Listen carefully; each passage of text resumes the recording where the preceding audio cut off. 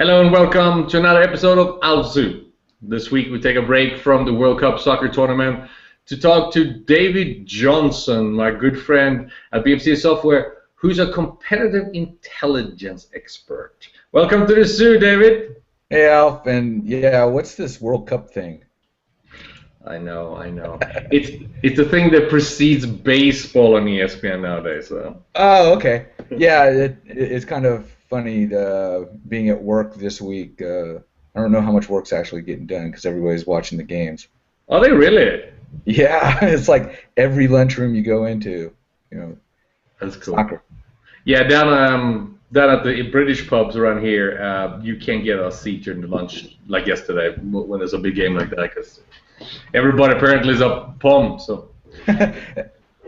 Yeah, my daughter and I were at an Irish pub last night, and all they were showing was baseball. So I don't know what was up with that. It's because they're probably not in the World Cup. So you have a very interesting job. You provide a corporation with insight about what's happening in the marketplace. Yes. What's the line between competitive intelligence gathering and industrial espionage? Oh, geez. So every quarter we take an ethics training where we sign on the dotted line that what we're doing is ethical in nature. So everything that I do and my group does is what we can find publicly available out on Google, somewhere out on the internet, websites, trade shows, things of that nature. Anything where something has publicly been mentioned. It seems that if you really look closely in today's digital world, you can find almost any piece of information you want. Isn't that a concern to corporations? I mean, aren't we supposed to? Another piece of training we take every quarter is how we have to protect our data from anyone really outside the company.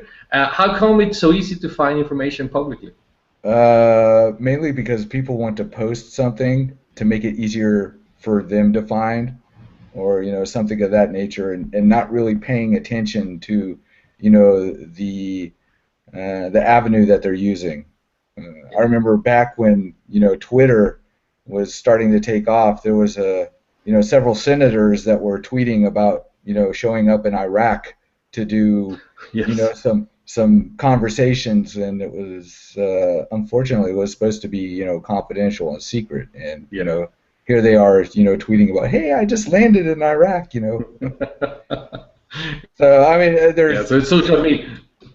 So it's really social media's fault. Like most of the issues that we have, the problem we have today, it stems from social media. And I'm not blaming social media. It's a new toy. We don't know how to use it yet. It's like when alcohol was prevalent in America. It was so poorly handled. We had to have prohibition. Hopefully, we don't need to do something as drastic as that. But it seems to be a complete systematic channels from celebrities to politicians to business people, and now corporations as well, right? Yeah. I mean, if you kind of step back and think, is the internet connection not working well? No, that's fine. Just keep on. It's me. Okay. So it's just something that somebody has to get used to as a society. I don't know, if it has to be a law or something like that, or just be aware of what you're posting and what you put out on your Facebook status, so you don't have 950,000 people show up at your party for 15. So when you do scrub the depth of the internet looking for competitive, and when you attend these shows, and when when you gather information, what are the trends you're seeing? What's happening right now? Where is the market? If we look at the market through the eyes of a competitive intelligence manager like yourself, what do you see? I think the one thing that I've kind of started seeing this year is all around user experience. Mm. And specifically on the user interface. I think it seems to be very cyclical. I mean, if you remember, like back when we had like Windows 3.1 or what have you, and then we had Windows 95, and you start seeing where the whole entire user interface has a certain lifespan, and if you get married to it, it's not going to be fun because people change.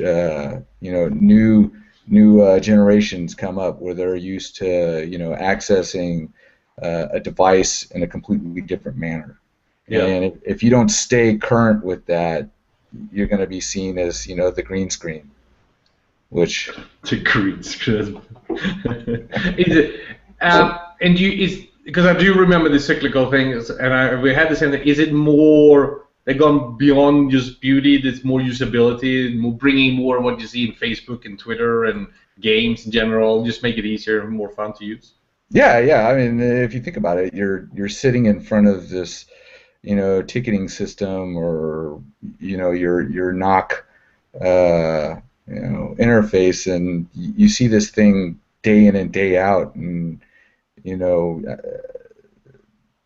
if it's not working for you, or if it's not intuitive to use, then you're going to shy away from it, or complain about it. Sure. Well, it's like being a kid, right? You see this shiny toy versus the old toy. Which one do you want to play with, and why would I change? Why should we have to have a poor experience just because we're at work? What about context-aware services and application? I mean, there's some things we see and read about a lot. Is that something you see when you're looking closer at these companies? Yeah, I'm seeing a lot more of trying to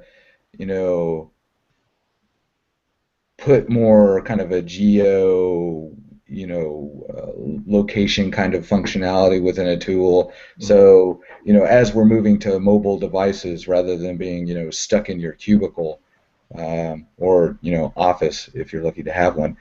And actually being able to walk around and see what's next to you and see either what needs fixing or who to work with or where to connect and things like that.